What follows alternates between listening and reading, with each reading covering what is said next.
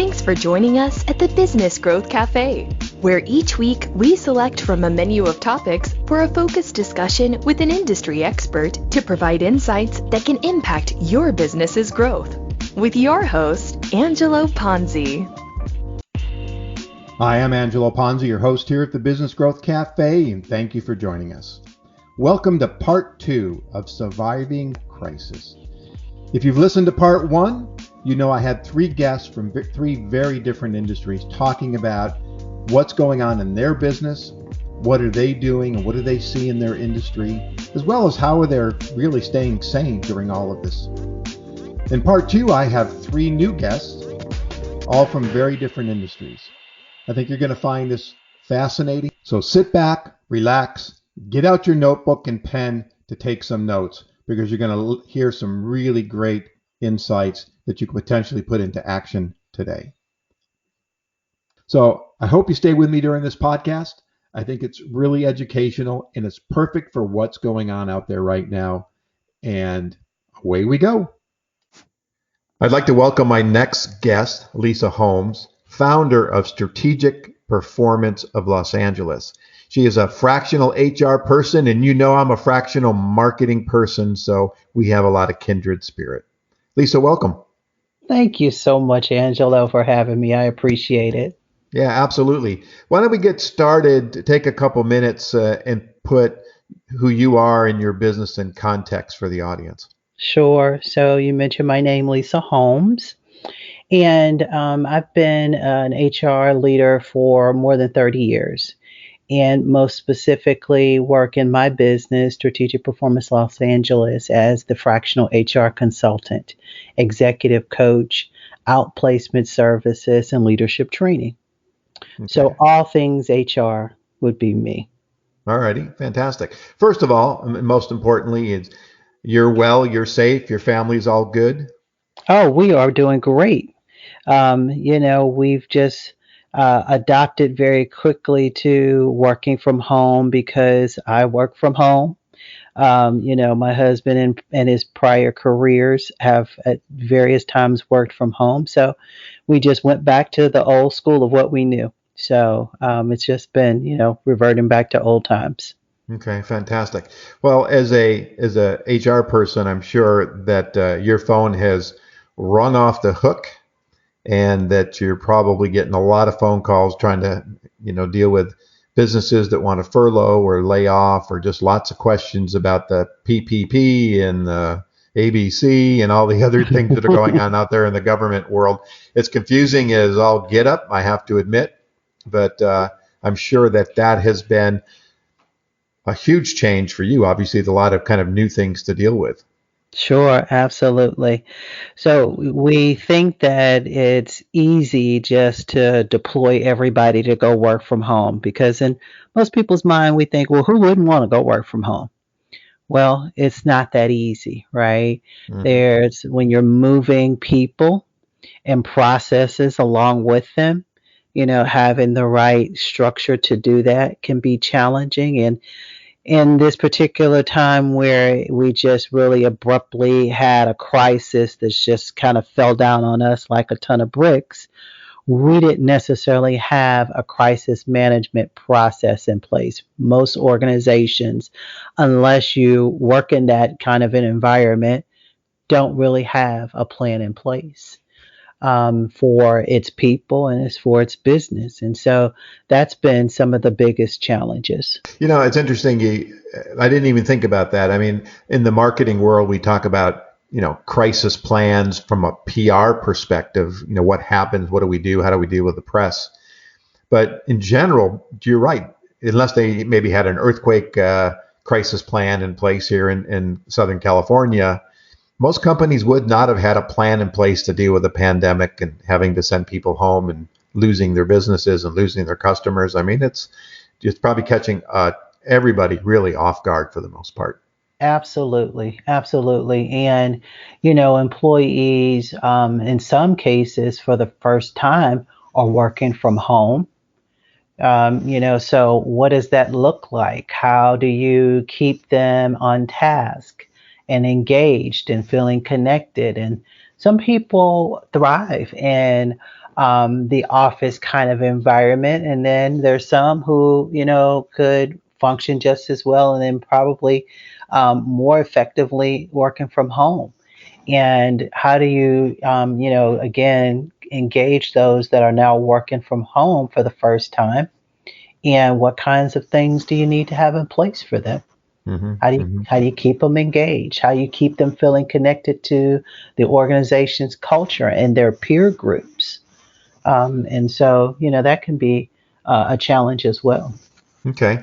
Well, that kind of I'm segueing into the kind of my next question is, given your experiences and what's going on, I mean, what kind of recommendations would you make to my listeners, business leaders like yourself, to help keeping their business moving forward and to, not only to prepare for today, but also what happens when this ends? This will end, and businesses need to be ready for that.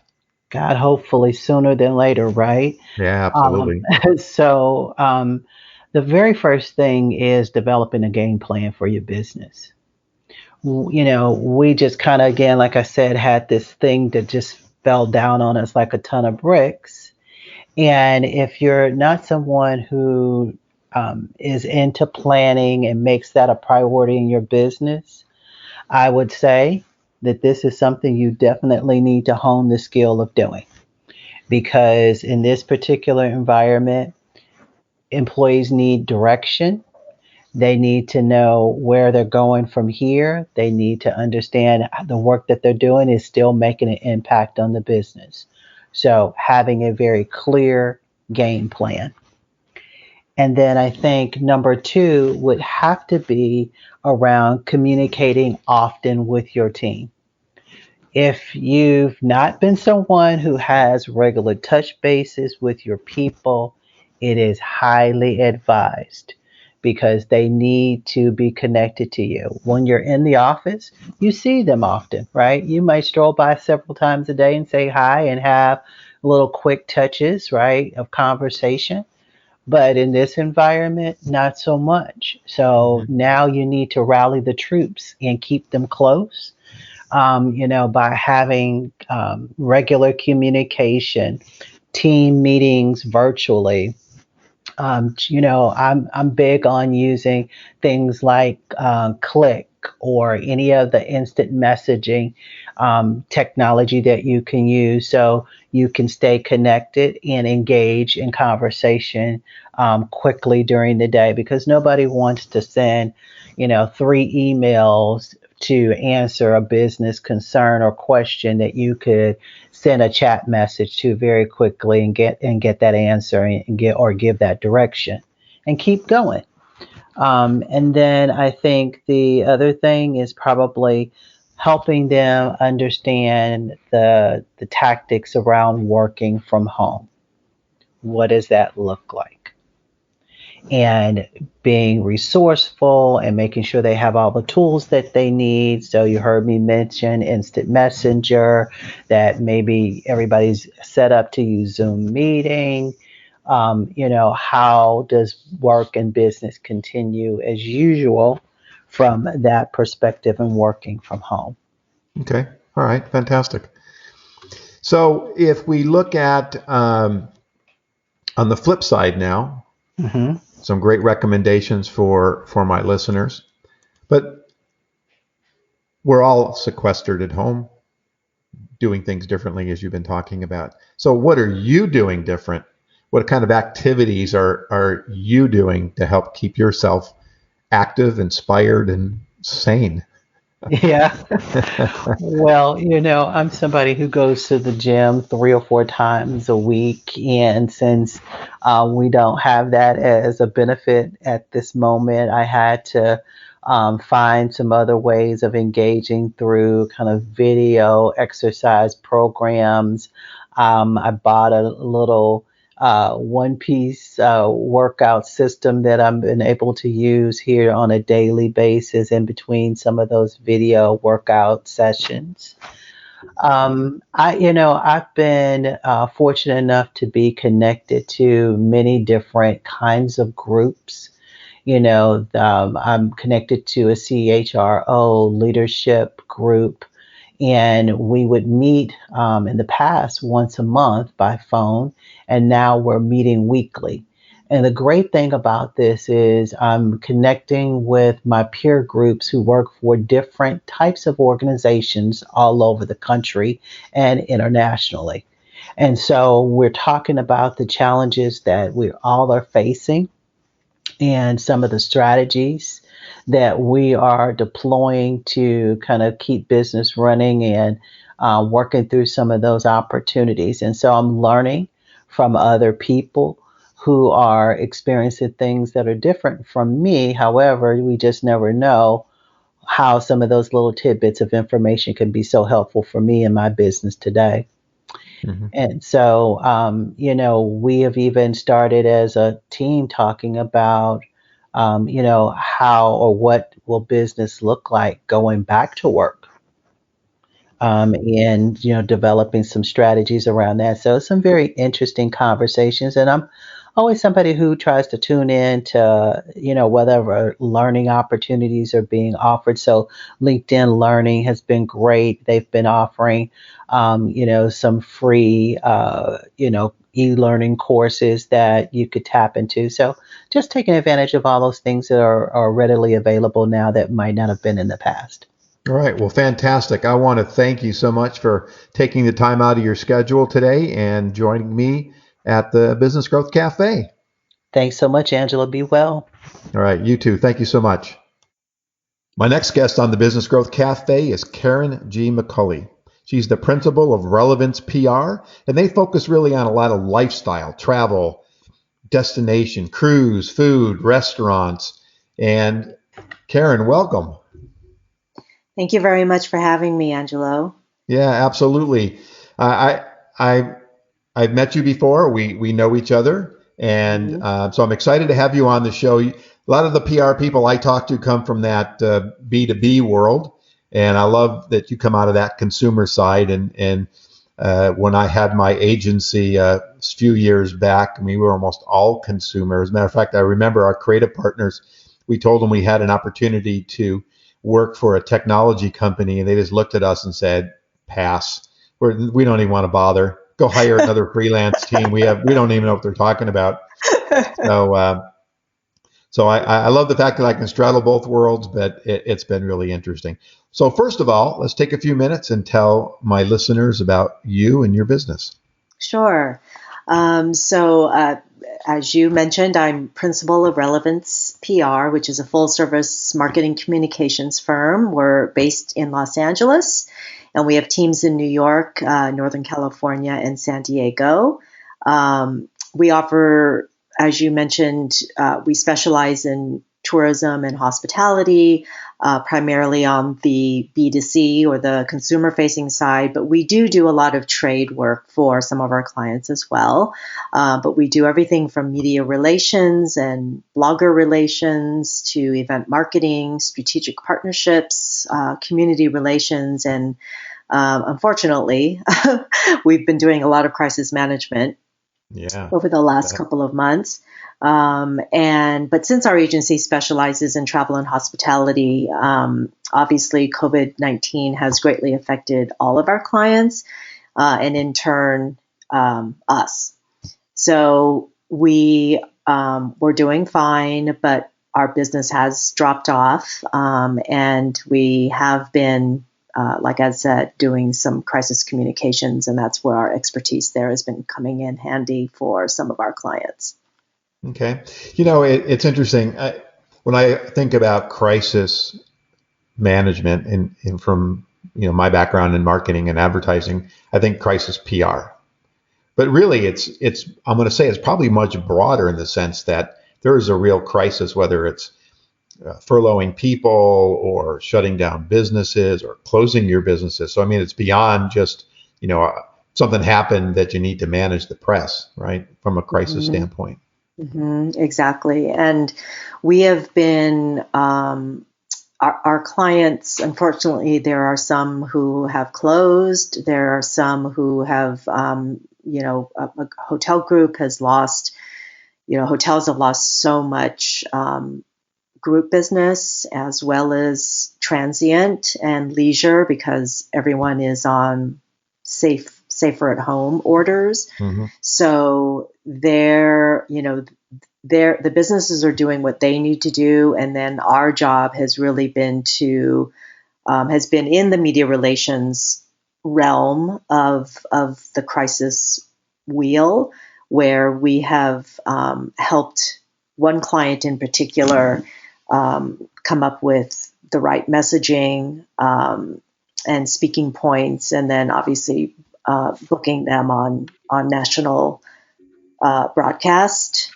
shows, talking about specifically how COVID-19 has affected the restaurant industry, and Mm-hmm. even more specifically than that, the mid-size restaurant groups. So this one company had to close 37 restaurants and furlough 4,500 associates.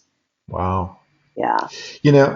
So part of my next question is, recommendations that you have based on your business experience that my listeners and business leaders like yourself could really benefit from moving forward. But before I actually have you answer that question, it's interesting when we're talking about crisis, and my question to you is, out of your clients, for example, and maybe some of your peers that you have talked to, how many actually had a plan in place or saw this coming to really put a crisis plan ready to go into action? And I know in my experience, so many times when I would bring up crisis programs to clients, they would say, you know what, that's never going to happen to us, or, I'm not really worried about it, until something happens.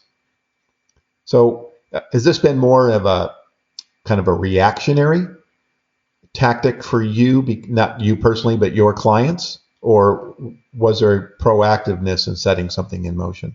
All of our clients have operational crisis plans, but I don't believe, as one client says, how can you prepare for the unimaginable?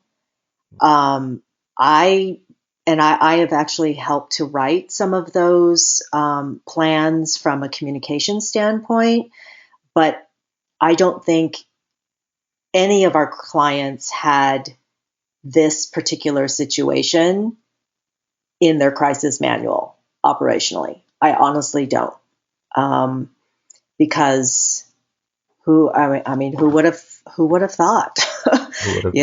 Who would have thought? How can you prepare for the unimaginable? And so I think that there has been, I think every business in a lot of ways has been reactionary to this, because I don't know how you can prepare for something like this. How can you prepare to close 37 restaurants overnight and furlough almost 5,000 associates in a day? I just don't think, I haven't talked to anybody who had a plan in place for something of this magnitude. Well, so many people that I've talked to, how we come out of this situation, the pandemic, and certainly potentially the recessionary times to follow, will really change. We're talking, you hear the new normal. I call it the next new normal, because I look back at the last recession and call that the new normal. Exactly. And I think that we're going to see so many changes from everybody looking at, do I really need all that real estate now that I know that my people can be productive at home? But I also think, to your point, it's who would have thunk that you needed a plan in place for something like this? I bet you a whole lot of companies are going to be thinking that now. It's certainly going to be a chapter or two in any crisis program that you have and other folks have, I would imagine, going forward. Absolutely. Yeah, because I think the fear, of course, is we're out of this, and then in the fall, which back to flu season, and of course cold weather, which seems to be spurring this thing on, potentially we could see it reemerge. So again, I pray that it does not, but now we have some future. We're back to the future, right? So we look forward a little bit so we can make some plans. So back to my other question then, about what you've been doing and things that you've seen. What are some of the kind of just recommendations you would make to other business leaders about how to keep your business moving forward now and in preparing for the future? Well, the first thing, and I'm coming from a service provider perspective versus an actual product to sell. So what we offer is our expertise and our time, and I would recommend donating services to existing clients who had to take a hiatus because of COVID-19. We have seen how incredibly appreciative they are and how much our services are actually needed. It helps, companies who do decide to do this, it keeps them in contact with their clients who have had to go on hiatus. It's helping them to weather the storm. And frankly, it keeps us busy doing what we're good at and, keeping our brains working and, continuing relationships that we had before this all happened. So the first thing I would suggest is donating services if you can. We've seen examples of it every day from every sector, but that is one recommendation. The another recommendation is donating services to online businesses who may not be your clients, but that are doing well. So such as, alcohol and the wellness industry are doing really well right now because no one can, people are either drowning their sorrows in alcohol or they're stocking up, because they're sheltered at home. And same with wellness, because you can't go out to a spa, you can't go to the gym. So having wellness come to you in your home, those industries we have seen great growth in. And so donating services to those types of businesses to heighten awareness of their product or service during this time would be good because, first of all, my guess is that a lot of them can't afford to hire someone on to help them with marketing, or they are trying to conserve cash. So this comes as a welcome form of aid, and it helps businesses serve the one donating the service, building relationships with a new company that's may not be in their portfolio, which is really exciting. And lastly, it's a way of giving back. I don't sew, so I can't make and distribute masks. Some people may not have the resources to make monetary donations, but this, for some people, especially in the service industry, this is a way of giving back when people and companies need you. Another thing I would suggest is staying connected.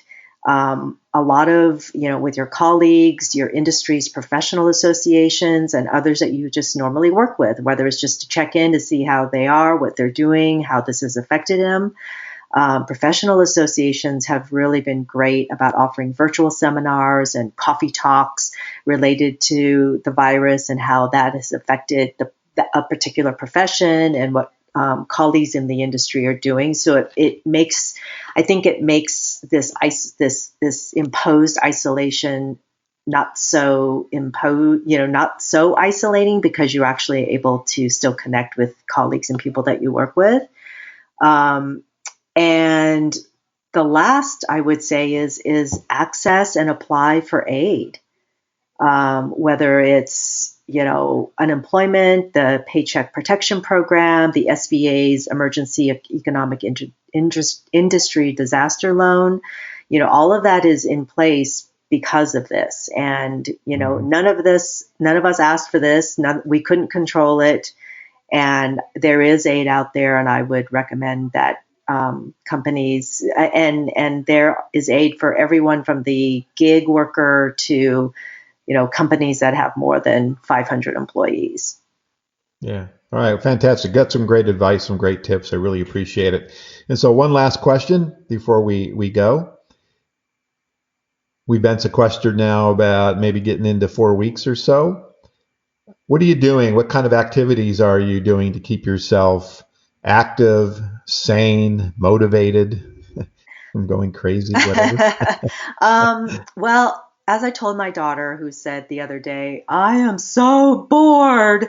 And she's a senior in college. And so she's, of course, home because everyone's doing virtual learning now. And I just told her that, we're never really going to have this time in our lives again to be together like this. So we should just embrace it and make the best of it. So we've been cooking together. We've been playing games. We've been Zooming with family members. We've been enjoying the outdoors when we can. We are still fairly busy with client work, both paid and donated. So we have donated our time to our existing clients, and we've actually donated our time to another company which couldn't afford to hire us, but is doing only online alcohol sales. So we're donating our time to them. I'm applying to and following up on supplying docs for all the loans and grants that are out there. I'm a devoted yogi, and I've never been able to practice at home, which I now do daily because it's the only option I have. Yeah, that's great. And I've actually been helping individuals in our community who have gone to online services such as yoga, and just helping to promote their offerings within our community, via social media and apps like Nextdoor, because a lot of people, that's who want to do yoga or used to go to a gym, and their gym isn't offering anything. I was just making, what I know about available to the people in our community.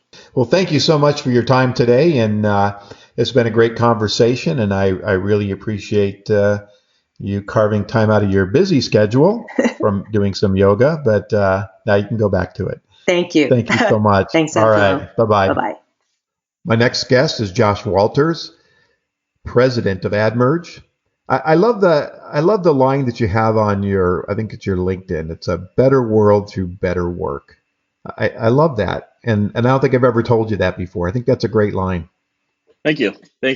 Yeah, my whole mindset is if we can let people go home happy, fulfilled, and managed well, they go home happier, right? So they go back to life, whether it's their family or their community, and they're them, right? They feel content. It's simple things, and that's really my mindset on work in general. Stress is okay, but if we can put people in the right seat and help them give a clarity of what their performance looks like, they can really go home and enjoy themselves. Okay. How is, given the crisis and the fact that we have so many people working from home now, how has that impacted your business? It's been good and bad. On some, I've got clients who they're shut down, nothing's happening, they're working remotely, and frankly, there's not much they can do. And I've got other clients who are sailing. We've done some searches while things have been shuttered for a while. I've got some clients who are grabbing talent because talent's on the market. Yep. Some of that talent is jumping on the market out of fear, right? They haven't been laid off, they haven't been furloughed, they just are reading the writing on the wall. That concerns me a little bit, but ultimately, I've been busy. Yeah, I would think you made a comment about people grabbing talent because it's available, and that was a comment I made the other day in a presentation I was making, that businesses need to keep an eye on their competition, need to understand that they're looking at you. You should be looking at them, and a press release that they just laid off X number of people potentially put some good talent on the street. Right. Absolutely. So, well, I jumped right into it. Let's backtrack just a second and let's tell the audience a little bit about you and your business. Okay. AdMerge does essentially two things. We help organizations hire top executives. So generally that's C-suite, VP, director. And we do the executive search for them. And on the other side of the business, we are using assessment tools to teach the managers and leaders how to understand the behaviors of their people and manage them effectively. So if I can teach someone how to manage somebody in the way they need to be managed, they can be more effective about managing performance. So that's two sides of our business. Ultimately, a lot of our work falls into M&A or succession planning, where we're trying to either build a team as part of a succession plan, or we are building a team that can be stable throughout a transition, whether that's a change of ownership or a change of owner stepping back, or a reorganization or redirection. I think right now we're going to see a lot of redirection after this finishes up. Yeah, I think so as well. And I think a lot of people are already starting to think about how those plans are going to look. And I've been telling folks, you can't wait until this is over to do something. You need to do it now. You need to set those plans in place. Instead of being reactive, you got to have a nice balance to how you're looking at what you're having to do today versus what you have to do tomorrow.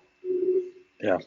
So you, during this crisis, now what are we into it? 4 weeks, I guess, that we've been home, pretty close to it. Yeah. Seems like a year, but it does.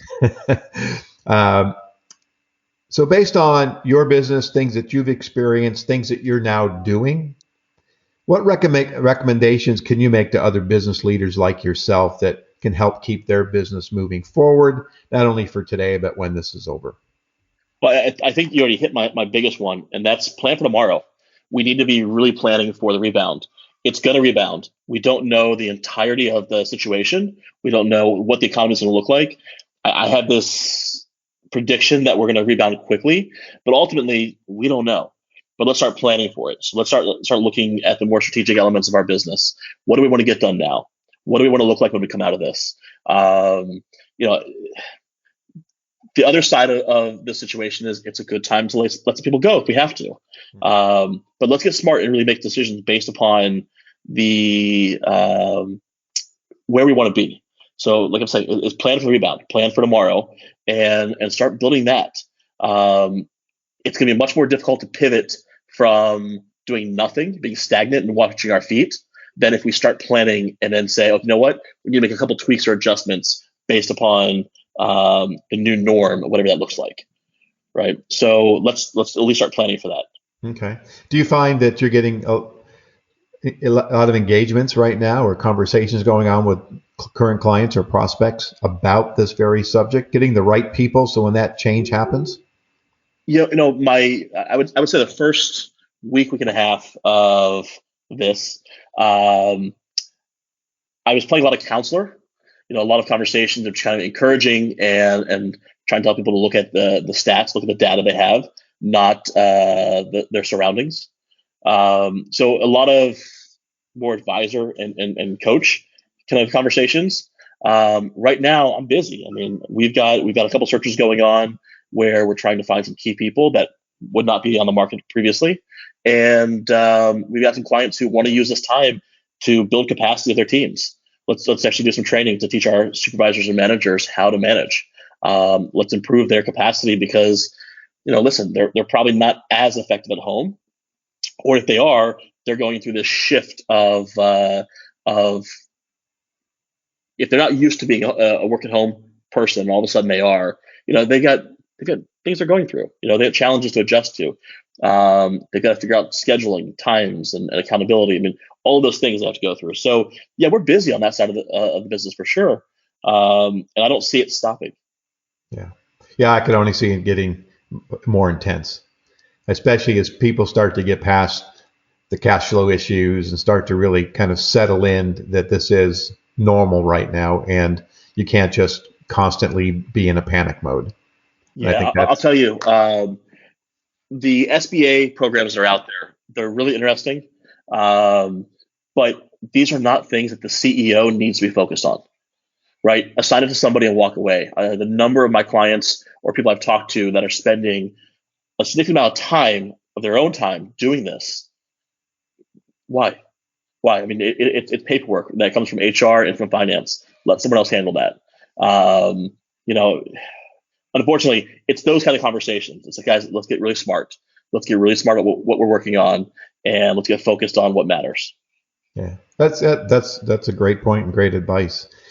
So my last question then, as we've been sequestered, what are you doing, you and your family, or you, to keep active, keep yourself inspired and motivated, and not go crazy? Do you hear that? I did hear that in the background. Yeah, that's my littlest who turns 1 on Thursday. Congratulations. Thank you. We are we're making the best out of it. It's definitely difficult. I'm used to being out and about always and coming home to my family and kind of just relaxing. And my girls are active. I got 4 of them, and they want to be active and outside. And the rain has not helped too much. Thankfully, we've got a little break right now. But we're doing what a lot of families are doing, and we're having family meals. That's part of our routine, anyways. But it's nice. We're cooking a lot more. My kids are cooking with my wife. We're spending the family time right now. And that's good. Obviously, I think from a schooling and socialization standpoint, families and those of us who are used to being out and about need to deal with some of that. I think there's going to be some mental health issues that show up. There will be some relationship issues that show up from being shuttered in. So I think, people have to be attentive to that. But for me personally, I am taking a step back and really focusing on some strategic planning for my own business, looking at some options for how I want to grow and expand. And some of that's for just existing clients, and part of that's for looking at how I can take my business and remove myself from pieces of it to be able to expand further. We as business owners have to take advantage of this time, and as you just said, step back and really, put the whiteboard up there and really think about where we want to go, where we want to be in 6 months from now or at the end of the year. Josh, Thank you so much. I really appreciate it. My pleasure. Yeah. And I know you're an avid and passionate golfer, so I'm always living vicariously through your adventures, trying to find a golf course in these difficult times, but you've managed to do it. I have found a couple, and if I can convince the boss, I'll head to Phoenix when things get a little better to play some golf, and because they're open. All right. Well, thanks again. I really appreciate your time. Hey, thank you, Angelo. Right, Take care. Bye. I hope you enjoyed this show, part 2 of Surviving the Crisis. We had some great guests in both part 1 and part 2. If you started with part 2, I encourage you to go back and listen to part 1. Really, 6 different people, executives, running their businesses, and such great insights that you really just can't get by reading an article. So this is a wonderful opportunity to really learn from folks that are in the trenches just like you, business leaders just like you, that are trying to make it happen every day just like you. I am Angelo Ponzi, your host. If you'd like to find out more information about me, read my blogs, or do my show videos, you can visit theponzigroup.com or certainly connect with me on LinkedIn. Also, if you are a subscriber, thank you very much. And if you are a subscriber, I encourage you to let others know about the show so they can benefit from this great content. And if you're a first-time listener or not a subscriber, I encourage you to do so. Thank you for your time, your interest. Stay safe out there. Shelter in place. We will get through this together. Thank you for listening to today's discussion at the Business Growth Cafe with your host, Angelo Ponzi. Take a moment to subscribe to this podcast and visit our website at www.businessgrowthcafe.com. Read Angelo Ponzi's blogs at www.theponzigroup.com.